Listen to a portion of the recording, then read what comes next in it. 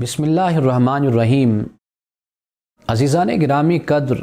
ہر مومن کی یہ خواہش ہوتی ہے کہ وہ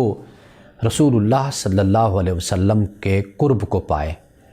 صحابہ کرام رضوان اللہ تعالیٰ علیہم اجمعین زندگی میں بھی یہی چاہتے تھے کہ رسول اللہ صلی اللہ علیہ وسلم کا قرب ان کو نصیب ہو، اور ان کی یہ خواہش ہوتی تھی کہ کل قیامت کے دن بھی انہیں رسول اللہ کا قرب عطا ہو۔ آج قیامت تک ہر مومن کی یہ خواہش رہے گی کہ وہ بھی قیامت کے دن رسول اللہ صلی اللہ علیہ وسلم کے قرب کو حاصل کرے۔ آپ علیہ الصلوۃ والسلام نے مسلمانوں کی اس خواہش کو پورا کرنے کے لیے جو ایک طریقہ بیان فرمایا وہ یہ ہے کہ آپ نے فرمایا کہ اقربکم الی یوم القیامت حسنا خلقا۔ آپ نے فرمایا کہ قیامت کے دن میرا قرب اسی کو نصیب ہوگا کہ جس کے اخلاق اچھے ہوں گے،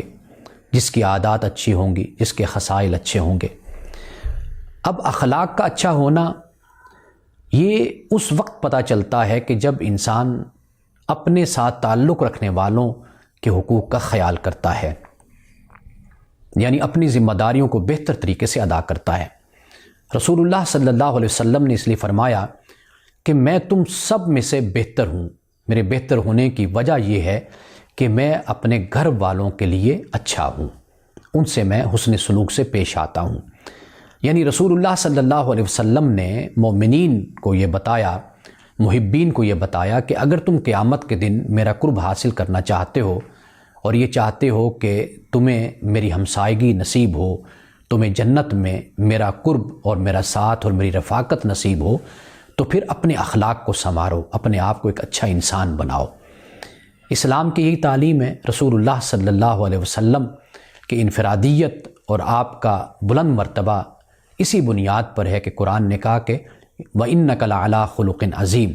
کہ اللہ سبحانہ وتعالیٰ نے آپ کو خلق عظیم پر فائز کیا، اور مسلمانوں سے یہ کہا لَقَدْ كَانَ لَكُمْ فِي رَسُولِ اللَّهِ أُسْوَةٌ حَسَنَةٌ،